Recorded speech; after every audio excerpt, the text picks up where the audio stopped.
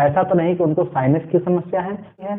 जो post nasal drip, इसमें जो श्वसन यंत्र होते हैं इसमें ऑब्स्ट्रक्शन आने लगते हैं और आप नाक में वो ड्रॉप डालते हो, इसके बाद आराम मिल जाता है। UACS क्या होता है? तमाम डॉक्टर अपने पर्चे पर आपको उसमें लिखा है, जैसे गले के पास कुछ रखा हुआ है, गले के पास कुछ फंसा है। COPD होता है gastro oesophagus reflex disease, anti hypertensive drug पाए जाते हैं। तमाम ऐसी दवाइयां हैं जिसमें एंजाइम पाया जाता है, तमाम प्रकार के ऐसे एंजाइम होते हैं जो एंजाइम पाए जाते हैं, जिनकी वजह से पल्मोनरी पर दबाव पड़ता है, लोड पड़ता है, तो इसकी वजह से भी खांसी आती है। नमस्कार, आप देख रहे हैं स्वतंत्र आवाज जन संवाद। हम हैं श्री चक्रवर्ती।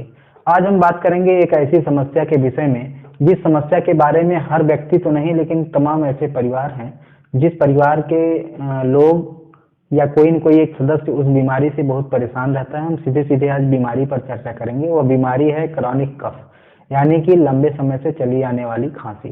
कभी कभी साथियों ऐसा होता है कि हमारे आपके घर में कोई एक ऐसा व्यक्ति होता है जिसको खांसी आ रही होती है और खांसी का बहुत लंबे समय तक इलाज होता है।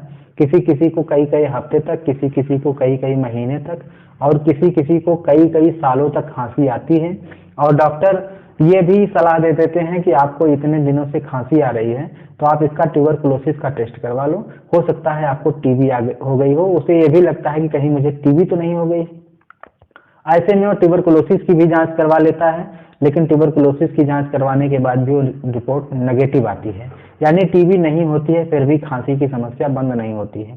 तो आज हम इस पर चर्चा करेंगे कि खांसी आने का मूल उद्देश्य क्या है, यानी कि खांसी किस वजह से, किस कारण से उसके आने का वजह क्या है, आने का कारण क्या है और उसका निदान क्या है। वीडियो को पे आप पूरा बने रहेंगे। अगर वीडियो को आप पूरा देखेंगे तो पूरी जानकारी आपको प्राप्त होगी, मुहैया होगी। और हम आपसे निवेदन करेंगे, अगर आप चैनल पे नए हैं तो चैनल को प्लीज सब्सक्राइब कर लीजिए। अगर आप हमारे पुराने शुभचिंतक साथी हैं जिन्होंने इस चैनल को ऑलरेडी सब्सक्राइब किया हुआ है तो आपसे निवेदन करेंगे कि यह वीडियो तमाम लोगों को, अपने दर्शकों को, अपने साथियों को शेयर करें ताकि उन्हें भी आने वाले समय में जो ज्ञानवर्धक अच्छी वीडियो मिलने वाली है उस वीडियो से लाभ प्राप्त करें। तो हम बात आज कर रहे थे साइनस की, खांसी की। खांसी की जो सबसे पहली समस्या है वो है साइनस। साइनस की वजह से भी किसी किसी को खांसी की समस्या होती है, जो आप आमतौर पर देहात में आप किसी होम्योपैथ डॉक्टर के पास जाएंगे तो टार्च जला करके नाक में देखते हैं। नाक में कभी कभी ये होता है कि साइनस यानी एक मांस होती है, वो मांस बढ़ जाती है, जिसकी वजह से मरीज को जब भी धूल और धुआं की थोड़ी सी भी दिक्कत होती है तुरंत उसे छींक आती है, छींक आने के साथ साथ खांसी आने लगती है। तो ऐसे में ऐसे मरीजों का जल्दी खांसी ठीक नहीं होता है, ऐसे मरीजों की छींक नहीं बंद होती है, ऐसे मरीजों को सांस लेने में भी कभी कभी दिक्कत होती है। ऐसे मरीजों को लाइट हेडेक रहता है, यानी हल्का फुल्का सिर में दर्द भी बना रहता है। तो सबसे पहले ये ध्यान देने योग्य जरूरी बात है कि कहीं जिस मरीज को लंबे समय से खांसी या सांस लेने में दिक्कत या छींक की समस्या हो रही है, कहीं ऐसा तो नहीं कि उनको साइनस की समस्या है। अगले आने वाले वीडियो में इन सारे एक एक बिंदु पे हम वीडियो बनाएंगे और उस पर बढ़िया से डिस्कस करेंगे।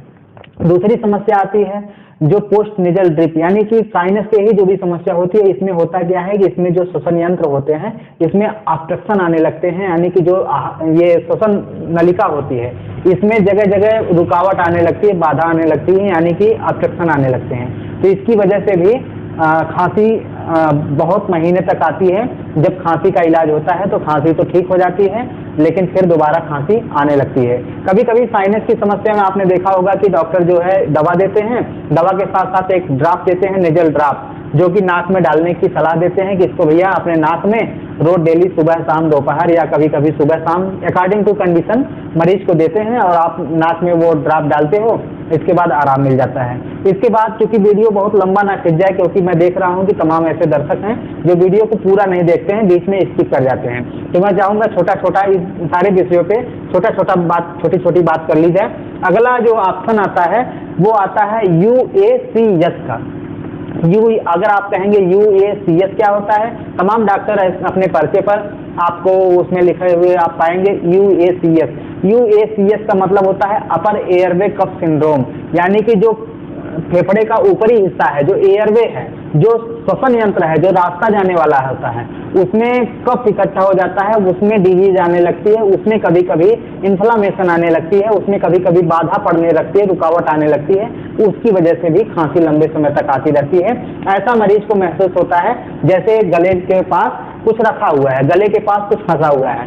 अगर ऐसा महसूस हो रहा है तो ये बात अपने डॉक्टर को जरूर बताएं, ताकि उसका इलाज हो। जब तक उसका इलाज नहीं होगा, जब तक उस समस्या का निदान नहीं होगा, तब तक आपकी खांसी बंद नहीं होती है। अगला वजह होता है अस्थमा। अस्थमा दमा आप सभी जानते हैं, जब खांसी लंबे समय तक पुरानी हो जाती है तो उसमें मरीज को सांस लेने में भी दिक्कत होने लगती है, और सांस लेने में दिक्कत होने के साथ साथ खांसी आने लगती है।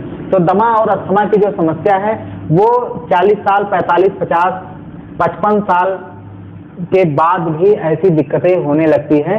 तो ऐसे में अगर किसी को ये समस्या हो रही हो तो आप अपने डॉक्टर को बताएं, और इसका भी इलाज करना जरूरी होता है, क्योंकि सबसे पहले जब तक अस्थमा का इलाज नहीं होगा, इसमें मरीज अगर ये कंफर्म हो जाता है कि मरीज को इतने समय से ये खांसी आ रही है और अस्थमा के सिम्टम्स दिखाई दे रहे हैं, तो डॉक्टर मरीज को एक इनहेलर देते हैं, जिस इनहेलर के भरोसे सांस लेने में जो दिक्कत होती है उससे आराम मिल जाती है, और जब सांस नहीं फूलती है तो खांसी नहीं आती है। ऐसे मरीजों को सबसे पहले सांस लेने में दिक्कत होती है, इसके बाद फिर खांसी प्रारंभ हो जाती है।